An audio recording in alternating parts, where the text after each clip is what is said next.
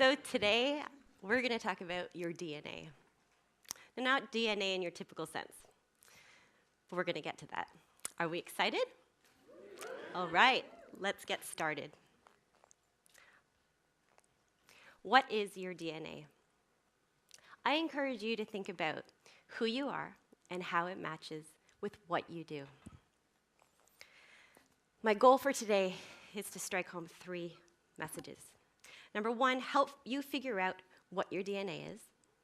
Number 2, show how your DNA makes up who you are. And number 3, connect your skills together with your DNA. What is your DNA? I'm not talking about genetics or chromosomes here. I want to talk about your likes, your interests, your passions. What gets you going? What gets you excited? What makes you, you? Do you like to cook? Do you like to dance? Do you like sports? I think you can see where I'm going here. And basically, I want to drive home this message. Once we know who you are and what you like, your choices become a lot clearer. I like this quote from Abraham Lincoln. It is, "Whatever you are, be a good one. Whatever you are, be a good one." I'd like to share with you a macro look at my path. My path that started at university all the way to my journey of being where I am today, which is the co-founder of Lug. My husband and Jason and I, we started a bag company, a travel bag and accessory company. And this is where we are today. But a lot of decisions along the way, and a lot of me following my DNA is how I got to where I am. So this chart shows you where I started with my schooling, followed by my path to what I studied, followed to my journey through co-op and all the different work placements, and also finally to taking the entrepreneurial leap, to starting my own business, which ultimately led me to meeting my husband, which ultimately led me to Lug. And the crazy thing is that I think about is that any decisions along the way really affected my path. Any divergence could have maybe changed the outcome greatly. Fortunately, by following my DNA and my passions, it has led me to some amazing opportunities. And I'd like to share a few of them with you. The first is Carrie Underwood. Everybody who knows who Carrie Underwood is? Yay! Well, I happen to be a big Carrie Underwood fan. So much so that I actually design our bags a lot to her music. So one afternoon, I was literally Googling to see where Carrie was going to be performing next. I wanted to see if she was coming to Canada. Well, it turns out 2 summers ago, she was coming to a country music festival in Ottawa. And I thought, wow, she's coming to Canada, and what a great way. Maybe we could marry our company and get involved with this event. So I contacted the organizers, and I asked if there's any way that we can get involved. And before I knew it, we ended up being the presenting sponsor of a huge country music festival, which led us to the opportunity of meeting Carrie, one of my idols. How cool is that? I outfitted her with some of our bags, and lo and behold, randomly, photos started showing up on the internet of Carrie Underwood carrying her lug bag while she's traveling. How cool.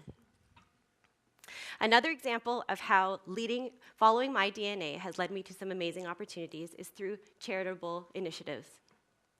Charitable initiatives, for me, is really important. I love to connect myself with programs that give back.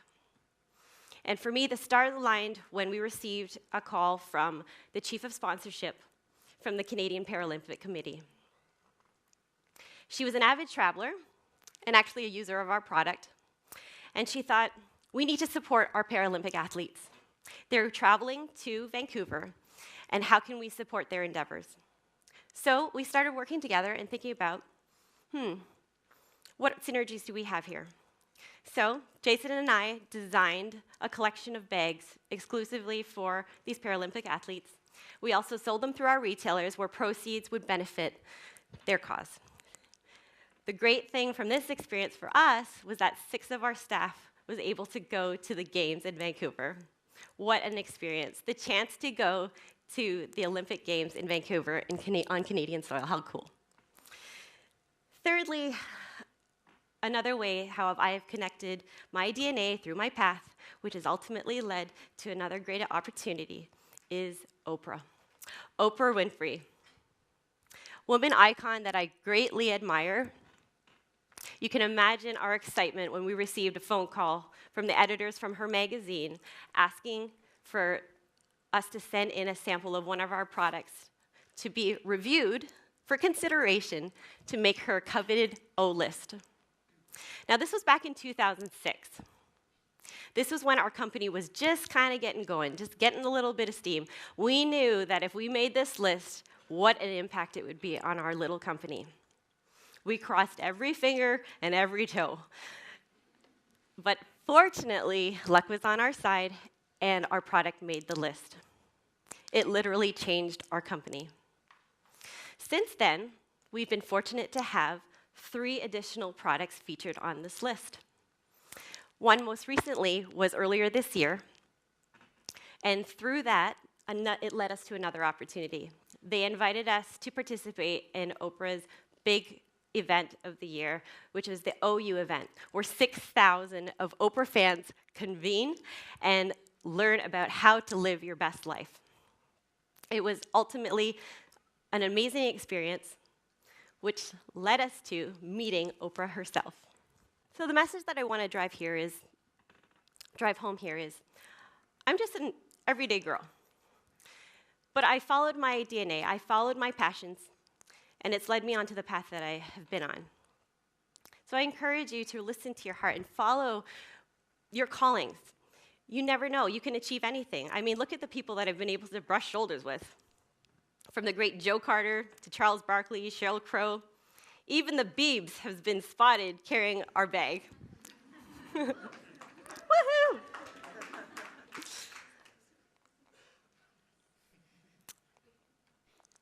Oh, going backwards. So again, just driving home this message. Once we know who we are and what we like, our choices become much clearer. Once you feel like you're in your own skin and you're following your own path, you'll feel good. It will become more fluid, and you'll know that you're making the right decisions for yourself. So number 2, how does your DNA make up who you are? So I want to zoom in at some pivotal moments in my path, critical moments that I know that if I made a different decision, I would certainly have a different outcome. The first is, which university should I go to? Well, I remember just at the end of high school, having 3 acceptance letters in front of me. I had Waterloo to choose from, University of Toronto, and Ryerson. I have to admit, Waterloo was at the bottom of my list. And why? My mom worked at U of T. And if I went to U of T, a lot of my tuition would have been covered. You can imagine the pressure I had from my parents. Well, in a chance visit to Waterloo, I came here to visit a friend, and I actually fell in love with the campus. Something called to me at Waterloo, and I knew that I needed to go to school here. So I enrolled in fine arts. I had so many creative interests. I had an eye for design, but I'd never had formal design or art schooling. So I thought that this is where I needed to go. What have we learned so far? Again, so I'm going to keep driving this home, but once we know who we are and what we like, our choices become much clearer. Number 2, your DNA affects what decisions you should make. How many of you have friends who, seemingly have a great career, earn a big fat paycheck, but ultimately always seem to be searching because they're not totally satisfied? I encourage you to just look at yourself and think about the factors of what's influencing you in your decisions. Ultimately, if you're not listening to yourself, then who or what are you listening to? Number 3, connecting your skills together with your DNA. All right, now this is where it got exciting for me. This is where I shifted gears. So, Waterloo student in fine arts, I quickly realized that my art was not so fine. Wow, I was not in my own skin. I was so uncomfortable, and I felt very anxious. I knew that I wasn't on the right path. I remember sitting in the computer science lab in the wee hours of the morning, thinking, gosh, there must be another program here for me, something that meets me, that will be a good fit. So really what I was doing is looking at my DNA, looking at my interests, looking at, other areas of me that would be reflected in another program. I found that in recreation and leisure studies, in applied health sciences. Immediately, I felt it was a fit. I felt more comfortable around the people, it was very approachable. It catered to a lot of my other interests. And finally, it offered me co-op. And co-op would enable me to pave my way through school and also enable me to explore my various interests in different businesses. Now, the cause and effect of listening to your DNA. One of my co-op placements was actually a very pivotal moment for me in my career path. Now, at the time, recreation and leisure studies student, I had a lot of friends that were engineers and computer science students. Those were my buddies that I hung around with.